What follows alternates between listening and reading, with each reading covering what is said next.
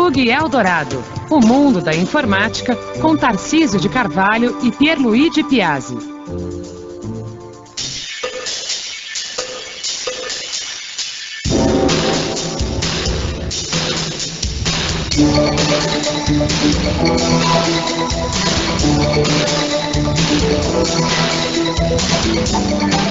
Olá a todos, está no ar mais um programa Plug Eldorado, aqui pela Rede Eldorado. Eu sou o Tarcísio e do meu lado está o Pierluigi. Como é que vai, Pierluigi? Tudo bem, cheio de e-mails para serem respondidos, mas tudo bem. Aliás, esses e-mails chegam aqui no programa porque um monte de ouvintes tem dúvidas de informática, outro monte de ouvintes tem respostas de informática e mais um monte de ouvintes tem dicas maravilhosas de informática. Então esse programa é uma espécie de blog interativo, né? Exatamente, um blog, um fórum. Um fórum, aí nós vamos trocando ideias e falando um pouco a respeito de computadores e um pouco a respeito de como utilizar um pouco melhor essas maquinetas. Se você quiser entrar em contato com o programa, então você já sabe, basta mandar um e-mail pro info@redeeldorado.com.br, tomando os seguintes cuidados. No assunto você escreve Plug Eldorado, para ser reconhecido como não spammer. E no corpo do e-mail, coloque tudo no corpo do e-mail. Não adianta mandar anexo, porque como a mala que a gente abre, a mala direta que a gente abre não é nossa, é aqui da Eldorado, a gente não abre anexo por uma questão de segurança. E coloque, por favor, seu nome ou seu pseudônimo. E aí nós vamos ter o máximo prazer em ler seu e-mail e respondê-lo ou lançar a dúvida ao ar, se não soubermos a resposta, e certamente tem algum outro ouvinte que já passou por um problema similar e conseguiu resolver. Pierluigi, esse programa aqui é o de número 277. 277. 277. Então, para você aí, ouvinte, ter o registro, né, que o rótulo, né, do programa de hoje é o de número 277. Vamos às dúvidas. Em vez de dar número, vamos começar a dar nome, batizar. Esse é o Joaquim, esse é a Marilene. Nossa, vai faltar nome, viu? Bom, então vamos lá. A primeira dúvida é do José Orlando Lima, e aliás um e-mail que é um pouco antigo, eu vou pagar as dívidas agora. Diz o seguinte, o José Orlando: prezados professores, eu tenho um micro Windows 2000 Professional e gostaria de saber o que fazer para que esse Windows 2000 rode vídeos com áudios baixados no YouTube e internet em geral. E se existem programas de downloads para baixar gratuitamente da internet que tornem isso possível. Baixei alguns e a imagem fica parada e o som engasgado. Não sei o que fazer, estou começando agora, não manjo nada de computadores. Diga-me o que fazer de toda maneira que o senhor sabe. Bom, ele diz que tem 51 anos, mora em São Mateus, São Paulo. E diz uma coisa, ele não tem internet em casa, por isso ele usa LAN House, baixa os downloads no pendrive e abre no Windows 2000 Professional. Tá. O que fazer para ver e ouvir vídeo e áudio nele usando o pendrive? Tem algum suporte e compatibilidade para isso? O que eu devo instalar no meu Windows 2000? Me digam também onde achar tutoriais explicativos. Desde já, muito obrigado, Bom, então basicamente o problema dele é o seguinte, ele não tem internet em casa, ele vai na LAN House, ele baixa o tal do vídeo no pendrive e depois tenta assistir o vídeo no Windows 2000. Só que ele não disse que computador ele tem, ele disse que sistema operacional ele tem. São vários problemas aí que faltam, várias informações que estão faltando aí para a gente poder dar uma resposta um pouco mais precisa, viu, José Orlando? José Orlando, né? Em primeiro lugar, você disse que vai na LAN House e baixa os vídeos e copia para o pendrive.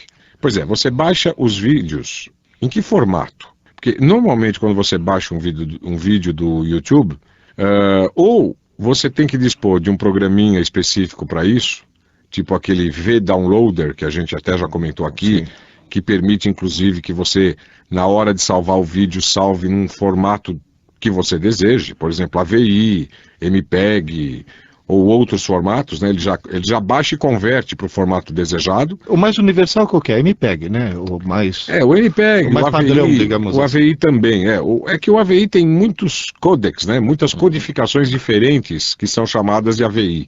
Então às vezes é estranho porque você baixa um vídeo AVI e tenta reproduzir. O cara diz, não tem o codec. Não tem o codec necessário para esse tipo de AVI. Então o AVI não é muito bem padronizado, né? Acho que o MPEG é mais... Mas se você tiver o MPEG ou aquele WMV, que é o Windows Media Video, que é um formato meio que proprietário da Microsoft, toca no Windows Media Player, eu acho que com esses daí você provavelmente não vai ter problema nenhum, tá? Bom, então o primeiro galho é esse, José Orlando. Quer dizer, em que formato você salva esses vídeos no seu pendrive para depois tentá-los assistir lá no seu computador? Bom, vamos supor que seja um AVI, vamos supor que seja um formato aí, adequado para ser visualizado no Windows. Aí você leva lá para o seu computador. Na hora de rodar isso, o que você tem instalado no seu computador para poder reproduzir os Alguma vídeos? coisa ele deve ter, porque diz a imagem fica parada e o som engasga. Aí eu estou achando o seguinte, que essa alguma coisa que ele deve estar usando, esse software que ele deve estar usando para reproduzir esses vídeos que ele salvou no pendrive, ele é realmente compatível com o formato de vídeo que ele tem. Senão não apareceria nada. Senão não apareceria nada, exatamente. Mas talvez ou não tenha o codec adequado, ou, o que na minha opinião é o mais provável, você diz que tem um computador com o Windows 2000, né? O Windows 2000, pelo que eu me lembre, ele saiu em 2000, 2001, né? Apesar de chamar 2000, é 2001. Ou seja, você tem um computador com um sistema operacional de pelo menos uns 8 anos atrás. Ou seja, o computador deve ser mais ou menos contemporâneo com esse sistema operacional. Então, se o seu computador tem uns 8 anos, 7 talvez, né? Sendo um pouco mais otimista aí, o que provavelmente vai acontecer? Ou deve estar acontecendo? Há 7, 8 anos, os computadores eles tinham memória RAM relativamente baixa comparada com os padrões atuais. A capacidade de processamento deles também era relativamente modesta, né, em relação aos padrões atuais. E é bem provável que você também não tenha nenhuma placa de vídeo específica aí. Então, eu estou achando que esse problema do engasgo, né, dos vídeos engasgarem e tudo mais, tenha muito mais a ver com hardware disponível do que com os formatos e o software que você está utilizando, tá? De qualquer forma, faça uma tentativa. Existe um Windows Media Player muito, muito mais leve do que esses Windows Media Player 11, versão 12, que sei lá em que versão que a coisa já está. Se você puder, baixe lá no outro computador da Lan House, o Windows Media Player Classic. Esse. E olha, ele é pequeno, leve e o desgraçado roda tudo. Exatamente. Então, ele não tem aqueles enfeites, aquelas coisas, mas ele roda tudo. É impressionante. Então, lá na Lan House, que é onde você tem acesso, a partir de onde você tem acesso na internet, digita lá, sei lá, no Google, por exemplo, Windows Media Player Classic. Classic, é isso. E aí, localize, provavelmente você vai achar uma meia dúzia de lugares a partir dos quais você pode baixar o Windows Media Player Classic. Localize, baixe, grave o arquivo instalador no seu computador. Se bem que eu nem sei se ele vem com arquivo instalador, acho que ele já vem com arquivo standalone, né? Ele roda sozinho. Ele roda a partir do próprio pendrive, se for o caso. Sim, a partir ele roda sozinho. Ele é leve, sozinho, não instala nada, não mexe nos registros. Eu não sei por que não fazem coisas simples mais desse jeito. Então copie para o seu pendrive e depois transfira para o seu computador. E aí tente usar esse Windows Media Player Classic para visualizar os vídeos que você baixou. Depois manda um outro e-mail aqui pra gente e diz qual foi o resultado. Se tudo rolar bem aí, quer dizer, os vídeos começarem a rodar sem engasgar e tudo mais, eu imagino que aí a resposta seja exatamente essa. O seu computador não tem muitos recursos em relação à memória, e se você está usando um programa mais pesado do tipo Windows Media Player 11, versão 11, para rodar os vídeos, só por rodar o próprio aplicativo ele já consome um monte de recursos da máquina, deixando pouca memória disponível, e aí a máquina tem que usar o disco rígido como memória virtual, e o acesso ao disco rígido ele é muito lento comparado com o acesso à memória propriamente dita, e isso faz as coisas rodarem engasgadas, rodarem de forma muito lenta, que é o que deve estar acontecendo no seu computador.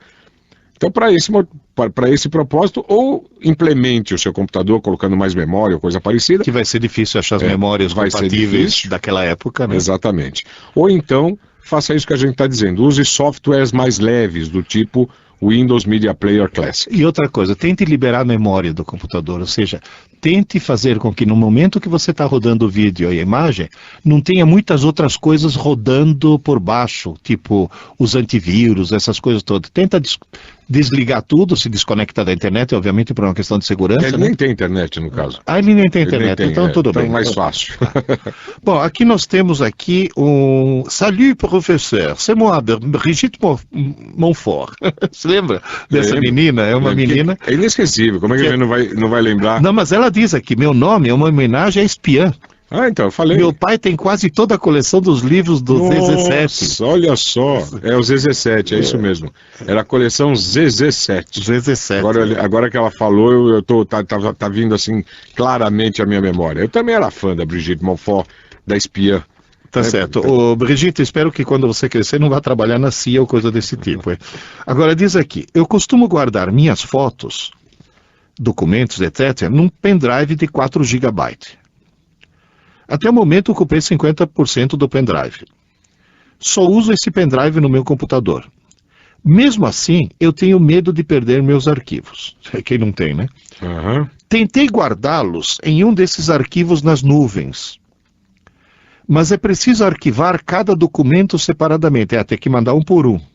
Uhum. Vocês conhecem algum site que funciona como um pendrive que permita que possamos fazer upload de uma pasta, como por exemplo sem fotos? Muito obrigado por ler meu último e-mail, gravei, mostrei para o meu pai, tá? Au revoir. Brigitte, eu conheço uma coisa que chama Google. O Google permite fazer com que sua conta de e-mail no Google possa servir também para armazenar coisas. E existe um utilitário do próprio Google que faz com que no seu gerenciador de arquivos apareça uma pasta especial, Google, em que você pode transferir tudo para aquela pasta e essa pasta será automaticamente transferida lá nas nuvens, lá para o Google. Tá certo? Então acho que o Google é uma saída. O Google, ou então existem alguns serviços que se prestam mais especificamente a esse propósito. Que ela quer transferir pasta, não arquivo por arquivo. Eu sei, mas eu estou tentando lembrar, claro que no fim mesmo que você transfira a pasta, no momento dessa transferência ele vai criar a pasta lá no computador remoto, o tal computador que está nas nuvens, né? Uhum. A gente não sabe qual é a localização exata dele, daí o termo computação nas nuvens. Mas ele vai criar uma pasta lá, mas depois vai levar um certo tempo para fazer o upload de todos os arquivos contidos na pasta, porque é claro que os arquivos ele acaba fazendo um por um mesmo, não tem jeito. Uma ideia... Sim, aqui não dá trabalho depois para ela, para um por um, quer dizer, o computador automaticamente faz isso. Mas uma ideia que provavelmente você, já que você quer armazenar esses arquivos de fotos, né? Você diz que tem mais de 100 arquivos de fotos lá num local remoto, e a finalidade, né? O propósito de fazer isso no seu caso, Brigitte, é apenas ter um backup de segurança, né? Pelo que eu entendi. Não é ter ali as fotos disponíveis para poder abrir a partir de qualquer outro computador, sei lá, para mostrar para os amigos. Mas não, é ter lá as fotos armazenadas num lugar, porque se um dia der uma zebra, pelo que eu entendi, no pendrive, onde ela armazena essas fotos, ela pode recuperá-las depois a partir deste local, não é isso? Pois é, então a sugestão que eu dou é você utilizar um desses arquivos compactadores, tipo o WinZip, o 7-Zip. O FileZip é muito bom. O FileZip, são todos eles meio parecidos, só que o 7-Zip, né, o 7-Zip, né, assim que ele acaba sendo grafado, e o FileZip, eles são gratuitos. Tem o BRZip também, que é gratuito, e está em português do Brasil, né? Então, instale um desses já se você já não tiver, né, um desses utilitários na sua máquina, e crie um único arquivo com a terminação .zip que contenha as 100 fotos. É claro que vai dar um arquivo maior, com um tamanho ligeiramente menor do que a soma dos tamanhos de todos os arquivos, mas praticamente vai dar quase que o mesmo tamanho. Sim, porque se as fotos já tiverem, por exemplo, em JPG, já estão compactadas. Já estão compactadas. Mas aí, pelo menos, você vai ter um blocão único, quer dizer, um arquivão só, para poder fazer o upload, para ter que fazer o upload, e no dia, eventualmente, você tentar recuperar, né, se você precisar, você tem um único arquivo também para fazer o download. E depois deszipar. E depois descompactar o arquivo para poder recuperar as fotos. Essa Tá certo? é uma outra saída muito boa. Normalmente o que a turma faz quando muitos arquivos precisam ser armazenados remotamente é isso. É catar o blocão, né, de arquivos, zipar, quer dizer, dar uma compactada em todos, armazenando todos num único arquivo que tenha terminação .zip, e aí você tem um único arquivo para lidar, fica muito mais fácil do que lidar com centenas de arquivos. Por falar nisso, não sei se os ouvintes, se chegou a vazar no microfone, uns uns barulhinhos, porque tem duas pessoas aqui.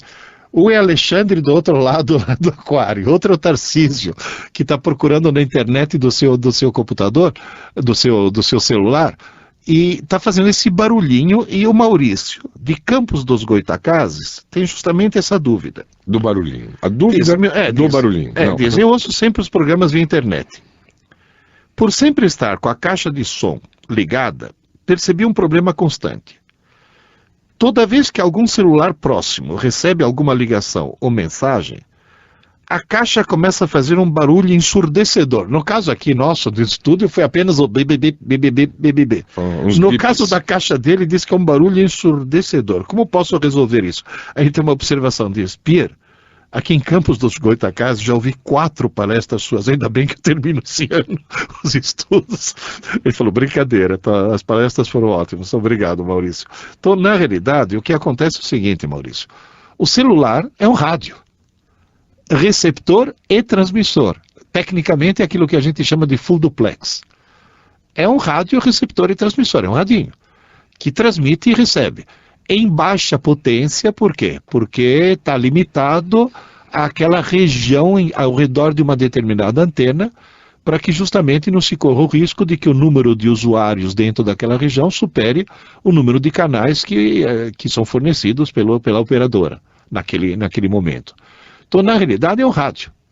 E toda vez que você está, digamos assim, com o celular ativo, esses sinais, essa onda eletromagnética, acaba permeando outros equipamentos eletrônicos. No caso aqui, a tua caixa de som.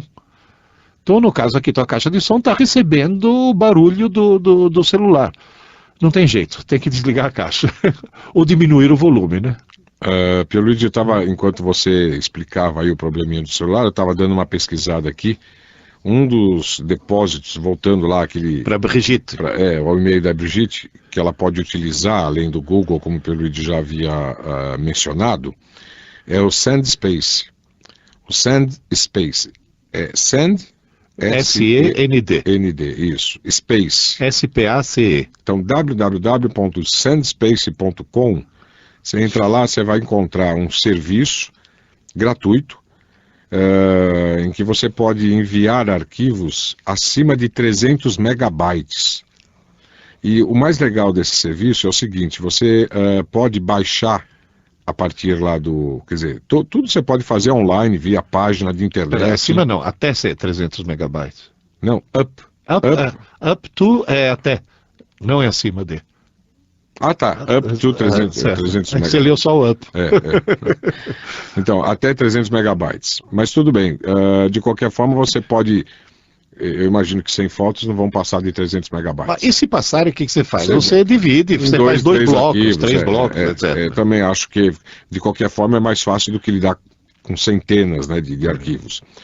E o detalhe desse SendSpace é que a partir lá do site deles, vocês também podem baixar um aplicativo que, uma vez instalado no seu computador, a partir desse aplicativo, você tem um acesso à sua conta, entre aspas, lá do SendSpace, e esse acesso é feito como se fosse como se você estivesse abrindo o Windows Explorer. Sim, é o que o Google no fundo faz, porque o Google também, na hora que coloca aquela pastinha do Google no seu Windows Explorer, no seu gerenciador de arquivos, aquela pastinha, na realidade, não está lá no teu computador, está lá nas nuvens. Mas você pode, sabe, tipo, copiar, colar e fazer aqueles mecanismos que você faz normalmente quando usa o gerenciador de arquivos, né? É isso aí. Tá ok. Tarcísio, nós temos tempo para mais uma dúvida do Hugo Fernando, que tem um pouco relação com a primeira dúvida que nós lemos. E diz o seguinte, eu tenho um computador com a seguinte configuração. AMD Athlon XP 2400, 1.99 GHz, 480 MB de memória RAM, quase meio giga, tá bom? Não entendo nada de informática, ótimo. Você não foi contaminado ainda. E gostaria de saber qual o programa mais conveniente para baixar filmes da internet, antigos ou históricos. E diz, olha, eu já consigo fazer cópias de DVD, que os amigos me emprestam, mas ainda não consigo fazê-los copiando da internet. Bom, para poder copiar da internet, você tem que baixar esses filmes. Isso. Para baixar esses filmes, Tarcísio... Aí é uma questão de fuçar. Tudo depende muito do filme que você quer baixar, o título. Agora, qual é onde ele está disponível, exatamente, né? Qual é o mecanismo? Tomar cuidado com a pirataria, porque tem muito site aí de pirataria. Normalmente filme que você encontra na internet é filme pirateado, né? Quer dizer, não é uma coisa que está lá legalmente. O que a turma faz muito é o seguinte, eu não sei por qual mecanismo, mas a turma pega os filmes, dá uma ripada no DVD. Ripar o DVD significa extrair o arquivo de vídeo referente ao filme a partir de um DVD. Existem programas apropriados para isso, né? Criando-se então uma cópia daquele arquivo de vídeo pelo método DVD RIP, né? Que é o método, vamos dizer assim, de mais alta qualidade que você encontra pela internet. Porque há outros métodos. Tem cara que já pega uma câmera, por exemplo, instala num tripé e filma da tela de um cinema. Aí é o que a turma chama de cam rip, é o rip da câmera, né? É óbvio que, né, de acordo com esse método, os filmes acabam tendo muito menos qualidade. Sim, a qualidade tanto em relação à imagem, como principalmente em relação ao som. Como aqueles que é captado diretamente, é captado diretamente da câmera. Então, o cara tosse na plateia, ele pega a tosse, passa um cara na frente, o cara aparece passando na frente da câmera, enfim. Essa é a versão pirata de mais... Mas tem uma vantagem, quando alguém na tela, no filme, conta uma piada, a plateia ri, então o cara que está assistindo já sabe. Parece aquelas risadas que são colocadas propositalmente naqueles seriados, né? Sim. Tipo Friends, tipo, né, aqueles seriados que tem as próprias risadas, né? Com a finalidade de contaminar o espectador e fazê-lo rir também. Bom, de qualquer forma,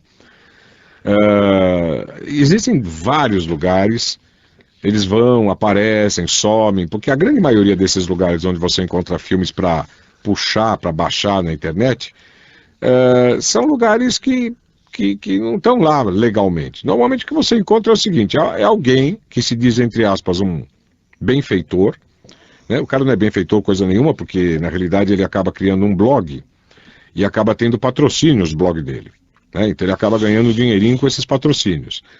Mas, assim, como se fosse um grande colaborador, né, da divulgação dos filmes, de modo geral, ele no blog, em alguns blogs, eles vão colocando posts a respeito de filmes que ficam sendo disponibilizados pela internet. Aí, normalmente, esses filmes não estão ali, obviamente, no blog, a partir dos quais eles poderiam ser baixados. Nesses posts existem apenas links para, primeiro, uma tela de propaganda, né, onde o cara vai ainda angariar mais uns centavos para cada acesso. E depois vem finalmente um link que normalmente te remete a esses grandes depósitos de arquivos, do tipo daquele que a Brigitte estava procurando. Existem vários, tem o Mega Upload, o Rapid Share, o Easy Share, e por aí vai. E esse Space, né, como chama? O SandSpace, às vezes aparece alguma coisa lá também. Bom, mas de qualquer forma, o que acontece? Quem coloca os vídeos nesses lugares são exatamente os piratas que estão a fim de disseminar esses vídeos, né, de filmes e tudo mais. Aí, volta e meia, acontece que, claro, serviços como esses, Mega Uploads, Rapid Share e tal, fazem uma varredura nos arquivos que estão lá armazenados e percebe que tem vários que estão ali ilegalmente. Aí eles fazem uma limpeza. Então tem muitos desses links que estão quebrados, né? Às vezes o cara clica num desses links e fala, olha, esse arquivo por questões legais foi removido daqui e tal e tudo mais. Então é tudo uma questão mesmo de peneirar. Eu não acho que seja uma coisa muito interessante de ser feita. né, ficar baixando o filme da internet, a não ser que seja assim só para dar uma olhadinha e depois acabar, caso goste, comprando o filme propriamente dito. Isso para os cinéfilos, né? Vamos dizer agora, assim. ele tem digamos assim, uma colocação que achei interessante, que ele diz o seguinte: olha, eu quero filmes antigos, filmes históricos, quer dizer, aqueles clássicos. Então, provavelmente, digamos assim, ele não quer violar direitos autorais. Não quer violar direitos autorais, mas de qualquer forma, filmes antigos, históricos também podem ser achados em vários lugares por preços bastante razoáveis. Às vezes na faixa de 10, 12 reais você compra um filme mais antigo, um filme histórico. Sim. Mas caso você não ache, você pode pesquisar no Google, tentar baixar, e aí depois para passar isso para um DVD, tem um software bem interessante que se chama ConvertX to DVD. Convert X, esse X é de incógnita, de qualquer, teoricamente, qualquer formato de arquivo, to DVD. Dá uma fuçada nisso, que esse é um software bem interessante para gravar DVDs. Bom, vamos agora a um rápido intervalinho, a gente volta já com mais dicas da internet.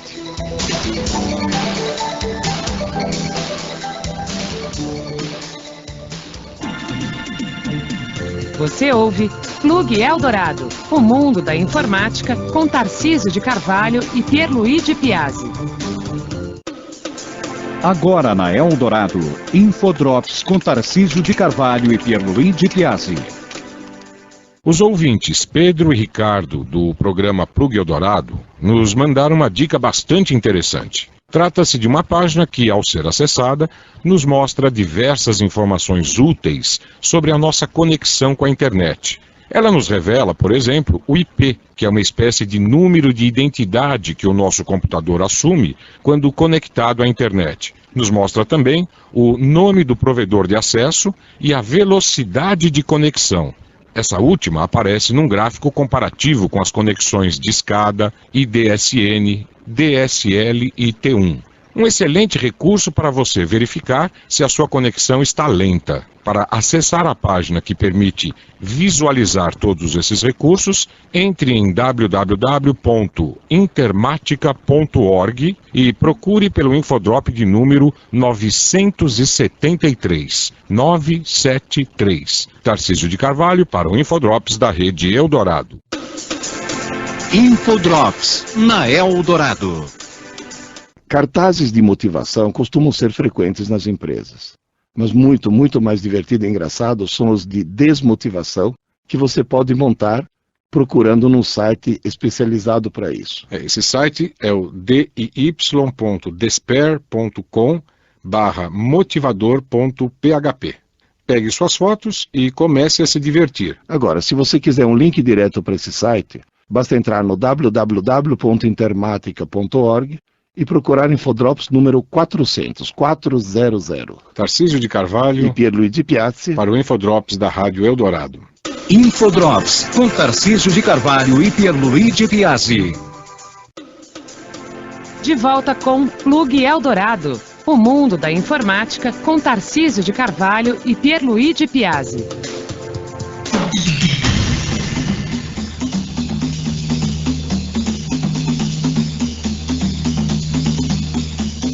Estamos de volta, agora com o segundo bloco do programa de hoje, o Plug Eldorado de número 277. Não sei porquê, mas toda vez que eu ouço essa vinheta tocando, me vem na cabeça aquela música. Nós fumo, depois voltemos, e nós aqui outra vez. Não se lembra daquela música? Do Adoniran Barbosa. Do Adoniran Barbosa, né? Fantástico. Bom, Tarcísio, continuando aqui com as dúvidas de informática que o pessoal mandou para o info@redeeldorado.com.br. No caso aqui nós temos duas respostas. Se lembra que como nós dois somos meio amnésicos, dada a avançada idade, a gente ainda mais somando as duas. Somando as duas, nossa, é um horror, né? Muito mais que século. Exatamente. Então, na realidade, o que acontece é o seguinte: lembra que nós falamos, tem um site que mostra as primeiras páginas dos jornais do mundo inteiro, tá? E isso não foi no começo do mês de agosto que nós falamos isso. Aí o Sérgio Villa e a Nice, os dois falaram, não, é um site que eu uso faz tempo, e é muito bom, que é o News Museum. Newseum, é um trocadilho entre news, que seria jornais, né? E museum, que seria museu, né? Então certo. É www.newseum.org. N-E-W-S-E-U-M, newseum.org. Diz que aparece um mapa, você escolhe o continente, você amplia o mapa, e colocando o mouse sobre as várias bolinhas amarelas, aparecem os jornais dos vários lugares onde você clicou. Inclusive, diz aqui o Sérgio que dá para ler em PDF. Certo. Diz, há vários anos eu acesso esse site e ele é excelente. E aqui a Nice manda até o endereço até mais completo, porque diz, o www.newseum.org/, aí ela diz, se você entrar em Today's Front Page /flash, você passa a ter todas as primeiras páginas dos jornais. Mas é só entrar no Newseum e que você acaba navegando dentro dele. Eu estou com uma outra dúvida aqui, Pierluigi, essa de fotografia digital. Opa, então... E a gente já estabeleceu o seguinte, que toda vez que a gente recebe uma dúvida dessa natureza, a gente remete ao Thales, ao professor Thales. Você já falou com ele, então, a respeito disso, né? Então, e ele nos mandou aí a ideia, né, de como responder. O Thales, a gente tem sempre colocado aqui no programa, ele é professor e diretor da Escola de Fotografia Full Frame, que fica aqui em São Paulo, e é uma escola que oferece vários cursos, todos eles voltados, ou pelo menos a maioria deles voltada para o estudo da fotografia digital, né? Então tem desde o curso de como lidar com a câmera até como produzir um material para poder ser fotografado, curso de produção de fotografia, tem de tudo, são cursos de nível profissional extremamente interessantes. E tem um que achei interessantíssimo. Outro dia eu fui visitar lá a escola e eu vi um monte de gente e falei, eles estão lanchando, né? Eu estava com você, parecia que estava cheio de hambúrguer na mesa. Estava cheio de hambúrguer na mesa, né? Eu olhei e falei, nossa, o pessoal faz lanche aqui, né? Aí de repente vi que ninguém estava comendo os hambúrgueres, porque eu saí da sala, quando eu voltei, estavam os mesmos hambúrguer e todo mundo contemplando. Eu falei, deve ser uma forma de meditação. Exatamente. Um oferecimento da comida antes, eles têm que meditar. E depois eu vi que a aula era como fazer fotos de comida. Então eles estavam lá recortando aqueles pedacinhos queimados da folha de alface para não sair na foto, né? E ajeitando milimetricamente ali as rodelinhas de tomate, a carne do hambúrguer, enfim, mas uns hambúrguer assim que dava muito apetite. Eu até pensei que fosse um curso de slow food, né? Porque tem o de fast food e aquele devia ser um curso de slow food, né? Vamos comer muito, tão devagar, e assim, com tanto cuidado eles estavam preparando. Mas é interessante isso, perceber que existe toda uma técnica atrás de qualquer tipo de fotografia. Mas qual é a dúvida lá dessa moça? É a Elaine, lá de Caçapava, cidade aqui no Vale do Ribeira, né? Próximo aqui. Não, Vale do Paraíba, aqui do Ribeira. Vale do Paraíba, aqui. No curso Rio-São Paulo, lá, Caçapava. Um abraço para a turma de lá de Caçapava. A Elaine provavelmente deve ter nos ouvido aqui na internet e nos enviou um e-mail dizendo o seguinte, que ela comprou uma câmera digital e está lá procurando descobrir quais são todos os recursos da câmera e tudo mais. Mas tem um deles ainda que ela não conseguiu achar ainda uma finalidade, que é Video Out. Ela quer saber se esse recurso... Video Out, né? É um conector, deve ser, né? É muito relevante para a escolha da câmera. Pois é, a gente remeteu essa dúvida para o Thales, e ele nos disse que não é muito relevante não. Na realidade é apenas mais um recurso que permite, viu, Elaine, você, a partir da própria câmera digital, ver as suas fotografias, contemplar, né, as suas fotografias diretamente na TV, no monitor de TV. Então a câmera deve ter vindo lá, junto com seus acessórios, com um cabo, que é um cabo de vídeo, que você conecta uma das pontas dele nesse Video Out, e a outra ponta devem ser dois cabinhos, tipo aquele cabinho RCA, aquele cabinho Sim. tipo de vídeo, do mesmo tipo que se liga DVD na TV, né, que você conecta na televisão, numa televisão que obviamente tem uma entrada de vídeo, né? Quer dizer, é como se você pegasse ali de onde você está conectando o DVD, tirasse os cabos e ligasse o cabo da câmera. A câmera vira um player e... Isso. Aí você pode ver as fotos diretamente a partir do cartão de memória da câmera, sem precisar transferir essas fotos para o computador para depois fazer a visualização no próprio computador. Então é apenas mais uma facilidade, vamos dizer assim, para que você possa ver as fotos e até promover, sei lá, uma sessão de slideshow com a família ou coisa parecida, usando a própria câmera para isso, né? Sem precisar transferir os arquivos de fotografia para o computador. Tá? Basicamente foi essa a resposta que o Thales nos mandou, e a gente gostaria de lembrar mais uma vez que a escola dele, se você quiser ter alguma informação um pouco mais avançada, basta entrar no site da Full Frame, que é www.fullframe.com.br. Lá você vai encontrar todas as informações institucionais, ou seja, quais os tipos de cursos que você tem disponíveis na escola, e bem como todos os dados para você poder eventualmente fazer contato lá com o pessoal da escola, tá? www.fullframe, esse Full Frame é F-U-L-L-F-R-A-M-E, Full Frame, né? Tela cheia. Tela cheia, fullframe.com.br. Tarcísio, nós temos uma dica aqui da Cláudia Vieira. Ela diz que a Microlins está fazendo um curso de informática especial para deficientes visuais. Em São Paulo, na Avenida Lins de Vasconcelos, no 68. Ela Microlins de Vasconcelos? Não, na Lins de Vasconcelos. Ela diz que se alguém estiver interessado, o telefone é 3275-3184.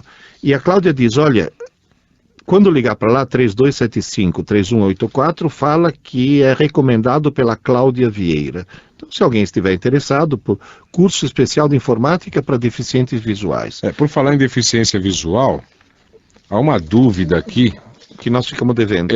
Na realidade, é essa número 312 aqui, Pierluigi. É uma dúvida, diz assim, que quem que assinou essa dúvida? É o Mário Luiz, isso. Que diz assim, eu tenho um computador cujo programa instalado é o Windows XP. Sou uma pessoa que tem deficiência visual e também tenho instalado na máquina a versão do DOS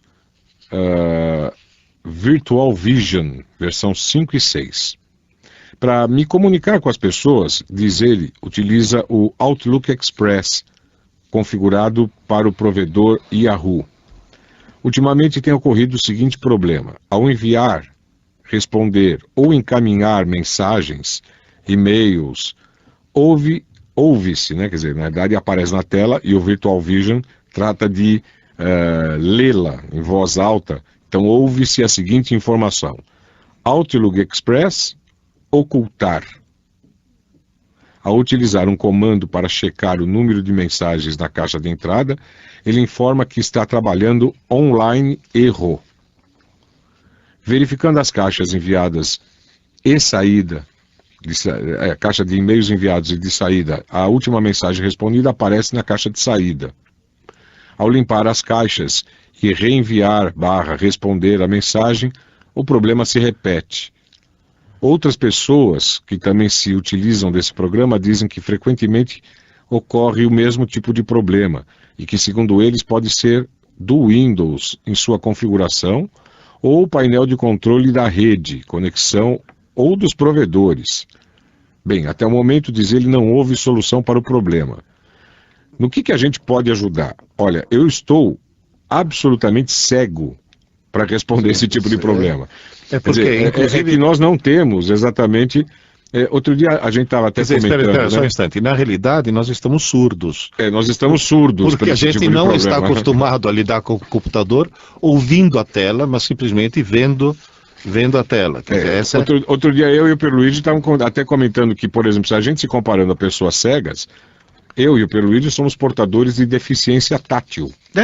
Eu não consigo ler nada em braille. Eu não consigo ler nada em braille, eu não consigo passar a mão naquele cardápio de algumas lanchonetes que tem coisa em braille e entender o que está escrito no cardápio, né? Nem sequer tenho a sensibilidade para perceber a diferença entre ter uma bolinha e 2 ou 10 bolinhas juntas, sei lá, eu não consigo perceber, né? Então nós somos deficientes táteis.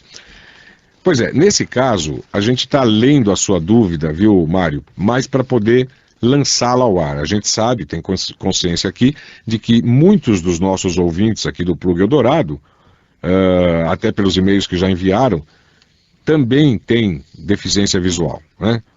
Alguns são cegos, né? Como muitos deles preferem dizer, que não têm deficiência. Eles são cegos, pura e simplesmente, eles não são deficientes. Tá certo, Pierluigi? Exatamente. Eles dizem exatamente dessa forma. Então nós estamos lendo a sua dúvida, porque quem sabe dentro dessa comunidade, né, existe alguém que possa te ajudar. Então, repetindo... Talvez o próprio Moacir, que com certeza o próprio está nos Moacir, ouvindo, que está nos ouvindo, né? Como resolver o problema dessa incompatibilidade entre o Outlook Express e esse leitor de telas que realmente está... o Virtual Vision versões, aliás, 5 e 6, tá?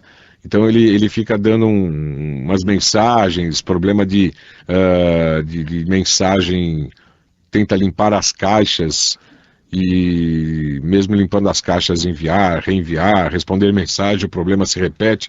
E basicamente o problema é esse: ao utilizar o comando para checar o número de mensagens na caixa de entrada, ele informa que está trabalhando online error, quer dizer, está havendo um erro em linha, né? Um erro online. Tá certo? Você sabia que, falando em braille, outro dia eu estava lendo um artigo em que, eu não lembro onde, acho que é na internet, a gente lê tudo na internet, onde diz que tem pessoas mal intencionadas que se alfabetizam em braille. Mal intencionadas, até te detalhe. Mal intencionadas. Por quê? Porque na hora de se alfabetizar em braille, apesar de serem videntes, ou seja, são pessoas que não têm nenhum defeito de visão, elas desenvolvem justamente aquela sensibilidade tátil que tanto faz falta para nós. E o cara depois vai nos cassinos jogar pôquer.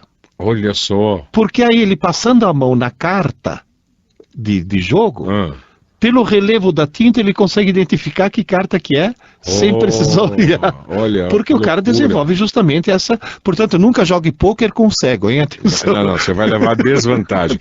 Escuta, Pierluigi, eu tô com uma dúvida aqui que sobrou, não é dúvida, é um resto, um pedaço de e-mail.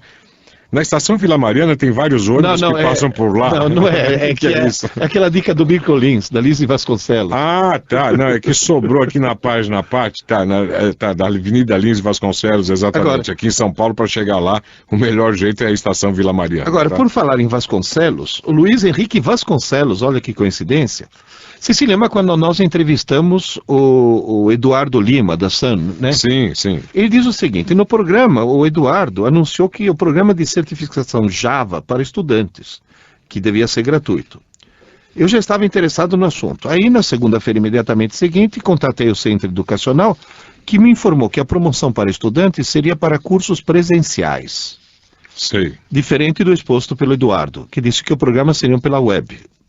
Fiquei frustrado, pois tinha enormes expectativas, como a esperança é a última que morre, será que existe alguma chance? Aí eu mandei esse e-mail do Luiz Henrique, eu mandei para o Eduardo. Eduardo, para esclarecer, né? O Eduardo falou, olha, realmente, a moça que atendeu o Luiz Henrique, ela passou informações corretas, porém incompletas. Tá. Diz que a Sun Learning Service é uma área de negócios da Sun que vende cursos oficiais presenciais. Certo. Mas para estudantes, existe um outro site que ele deve acessar, que é o www.sunacademic.com. E aí, eu me lembro que até o Eduardo comentou isso no programa, ele tem que preencher um formulário de estudante. Isso, quer dizer, ele tem que, de certa forma, né, através de preenchimento de formulário, depois do envio de algum material provavelmente escaneado, coisa assim, ele tem que provar que é estudante, né? Porque senão qualquer um entra lá e diz, eu sou estudante, e aproveita aí a promoção, né, para estudantes, quando na realidade o cara não é. Então o cara tem que, de certa forma, provar que é estudante, mesmo que através de envio e reenvio de formulários, exato. Tem todo um procedimento aqui, que ele tem que depois mandar o formulário, depois ele tem que se cadastrar, etc. Mas, atenção, Luiz Henrique, faz o seguinte, entra no Sun Academic, então vou soletrar, www.sun, de S-U-N, Academic, que é como se fosse acadêmico, sem o O final, .com. Isso, então acaba ficando um Sunacademic sem a pronúncia. Sunacademic sem a pronúncia. Né? Agora, na realidade, ele passa a ter uma única despesa, pelo que eu entendi, na hora de fazer a prova de certificação. Certo. Aí para ter uma despesa, uma determinada despesa. Mas o curso em si, para estudantes, fazendo esse procedimento é gratuito. Então, Mas é uma despesa assim que fica entre 1/3 e 1/5 do valor de varejo, né, no caso dele ser estudante, mais ou menos. então, está respondido. Agradeço mais uma vez ao Eduardo Lima, que teve a prontidão de responder a essa pergunta imediatamente. E por falar em cursos, o Antônio de Andrade, provavelmente pelo nome você não lembra, né, Tarcísio? Não, sim, Mas ele era nome não. vigilante. Se lembra que ele ficava à Era noite do Guarujá, ouvindo o não? programa? Não, é outro esse. Aí ele entrou em contato com a gente em busca de escolas de informática. E ele diz: acabei de concluir o curso de técnico em informática no Senac. Tá. E recomenda muito. Você lembra que nós indicamos o Senac? Sim, então? sim, a gente chegou a Aliás, comentar, abrindo é um verdade. parênteses, uma coisa com a meu orgulho, a primeira apostila de informática feita pelo Senac foi eu que escrevi. Então, na realidade, ele diz... ele quer falar um pouco sobre o antivírus da Microsoft, aquele Security Essential. Diz que ele foi testado, retestado, e funcionou maravilhosamente bem. Foi posto à prova pela empresa AV Test. E todos os 3.200 vírus e cavalos de Troia foram detectados, outros vermes foram detectados. Foi posto à prova de falsos positivos e mais uma vez passou no teste. Nossa, beleza. Mas como tudo que é bom dura pouco, a Microsoft limitou a versão beta a 75 mil downloads, que acabou logo. Então, não sei, para a internet isso não dá nem para o café, né? Nem para o café. E aí diz que o lançamento é previsto para acontecer antes do dia 22 de outubro, que é justamente a data que está prevista para o lançamento do Windows 7. Windows 7, que é o sucessor aí do Windows Vista, né? Então, justamente, é bom o pessoal que está a fim de hipersegurança aguardar justamente esse... A curiosidade aqui que ele menciona também no e-mail dele é que esse Security Essentials era antes conhecido como Morro. Era o codinome de desenvolvimento desse software antivírus. E esse nome, Morro, é uma referência à cidade de Morro de São Paulo, na Bahia, que se localiza a 308 quilômetros de distância de Salvador. Sim. A Microsoft, inclusive, chegou a declarar que esse projeto mundial tinha o Brasil como plataforma de teste deste antivírus. Bom, eu espero, né, que o Brasil continue sendo uma plataforma de teste de antivírus apenas de caráter digital, né?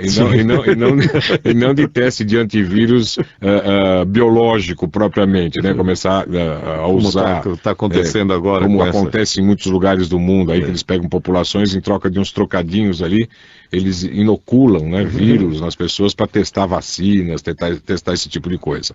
Então eu espero que o Brasil continue se orgulhando apenas de ser plataforma de teste para vírus digitais, tá certo? Agora, 2009, que é o ano internacional da astronomia, foi escolhido 2009 por dois motivos. Porque em 1609, Galileu Galilei olhou o mundo pela primeira vez, o universo, através de uma luneta. Que, aliás, não foi ele que inventou. Ele ouviu dizer que alguém inventou e só pela notícia o cara construiu. Inventou também. Construiu. Que a luneta é a coisa mais simples do mundo, qualquer ouvinte... Era um holandês, né, que tinha inventado, e ele ouviu a história de que esse holandês teria inventado, e falou, então deve funcionar assim, assado. Ele construiu uma baseada nas informações. Que é uma experiência que qualquer um pode fazer em casa, é a coisa mais simples do mundo. Você tem que achar alguém muito míope. Quanto mais míope, melhor. E alguém hipermétrope, por exemplo. E alguém hipermétrope ou serve também alguém que tem problema de leitura, de presbiopia, aqueles óculos de leitura, né? Ou pegar uma boa lente de aumento, dessas que nas lojas de R$ 1,99 custa um pouco mais que R$ 1,99. Uma boa lente de aumento. Aí o que você faz? Você põe o óculos do míope, e se você já for míope, coloca mais um óculos de míope em cima do seu óculos de míope, ou seja, você passa a não enxergar nada.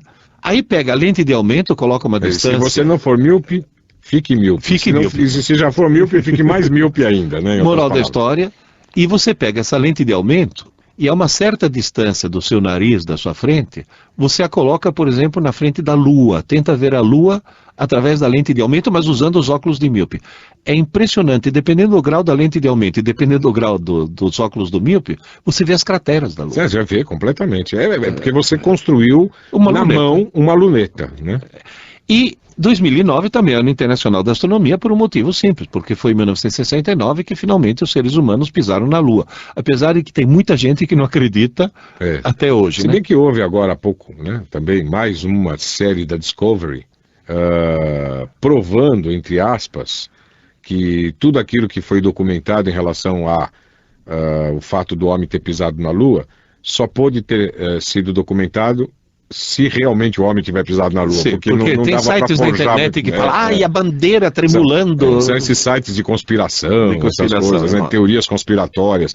Mas no caso do homem, foi uma loucura, foi uma temeridade. Eu diria até que o homem pisou na Lua antes do que deveria em termos de desenvolvimento de tecnologia. Sim, a descida na Lua, o computador pifou na hora da descida. O simulador de voo que eles tinham lá em Cabo, naquela época era Cabo Canaveral, né? Agora é Cabo Kennedy. O simulador de voo que eles tinham era feito com massa de vidraceiro. Quer dizer, os caras pegaram fotos da Lua, reconstruíram com massa de vidraceiro a paisagem daquilo e uma pequena câmera movida por um robô. Ela ficava andando e reproduzindo os movimentos que a nave reproduziria quando fosse alunizar. Ou seja, era um negócio muito primitivo. O Tarcísio tem razão. O homem chegou à Lua muito antes de ter tecnologia para chegar à Lua. Foi uma coisa heróica, aquilo lá. O cara precisa ter muita coragem para embarcar numa banheira daquela e ir para a Lua, né? Agora, o Auro Dreger, ele nos indica um site fantástico para justamente poder acompanhar tudo isso, até o diálogo entre os astronautas e a torre de controle, tudo isso. É um nome facílimo. We Choose the Moon. We Choose the Moon. Nós We escolhemos Choose the Moon. Nós escolhemos a Lua. Só que escrevendo assim, tudo junto, parece uma daqueles palavrões alemães, né? Não é palavrão alemão. Tente ver, palavrão por no favor, sentido de palavra grande. Não, né? mas tente ver, por exemplo, em alemão, a patente de um militar qualquer. É muito simples. Mas é We Choose the Moon. Nós escolhemos a Lua em inglês. Agora, se você não souber falar em inglês, você não sabe como é que você escreve isso aí. Então você escreve assim, ó. É WECHOOSETHEMOON de navio. Tudo isso no começo o teu www e no fim tem .org. .org, exatamente. Então você entra nesse site aí que o Auro Dreger está sugerindo para acompanhar todo o caminho para a Lua, sons, diálogos entre pilotos e torre de controle, enfim, para aqueles que gostam do gênero, simplesmente um site fantástico e o mais incrível, né, descrevendo coisas que aconteceram há 40 anos, quando o homem pisou pela primeira vez na Lua.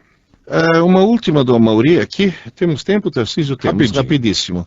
Diz, alguns dias recebi um aviso de alerta do meu antivírus, Avast, com referência ao cavalo de Troia. Como sou leigo no assunto, e se refere ao computador, fiz o que me foi solicitado e coloquei isso em quarentena. Só que 2 dias depois apareceu outro aviso, tentei fazer o mesmo procedimento, colocar em quarentena, e acusava que esse procedimento já estava sendo usado, e não dava para colocar em quarentena. O que eu faço nesse caso? Aí a velha reiniciada no computador no modo segurança. Veja, o processo que está sendo utilizado é o próprio vírus que está lá instalado na memória. E ele não pode ser removido nem apagado, não é o vírus, qualquer arquivo não pode ser removido ou apagado se ele estiver em andamento, se o processo dele estiver em andamento. Então fazer tudo isso, mas estando no modo segurança. Ou então usar o famoso Ctrl Alt Del, verificar a existência desse processo e encerrá-lo para poder transferi-lo para a quarentena, tá bom? Tarcísio, o nosso tempo se encerrou. Exato. Até terça que vem. E mais uma vez a gente... Que é o dia da gravação. Exatamente. E mais uma vez a gente agradece a todos vocês que ficaram plugados nessa última 1 hora e convida a todos aí para que se pluguem no próximo Plug Eldorado. Obrigado a todos. Até logo, Pierluigi. Até logo, Tarcísio. Até logo, Alexandre.